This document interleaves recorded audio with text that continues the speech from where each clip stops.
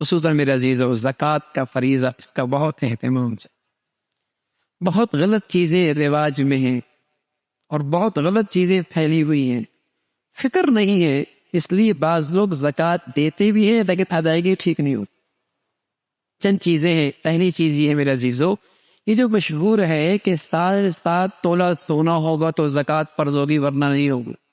بھائی یہ 7.5 تولہ اس وقت ہے جس ملک میں صرف سونے کے درہم چلتے ہوں اور اس کے پاس وہاں کوئی اور چیز نہ ہو، پھر 7.5 تولہ کا نصاب ہے۔ لیکن کسی ملک میں سونا بھی ہے، چاندی بھی ہے، نقدی بھی ہے، تجارت کا سامان بھی ہے، اگر ان میں سے کوئی 2 چیزیں 3 چیزیں مل کر بھی 52.5 تولہ چاندی کے بقدر مالیت کی بن گئی تو شریعت کی نظر میں وہ مالدار ہے، چاہے آدھا تولہ ہی سونا کیوں نہ ہو۔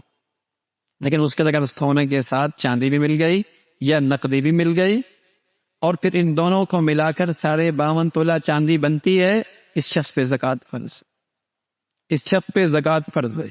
اور جس شخص کے پاس یہ چاروں چیزیں نہیں ہیں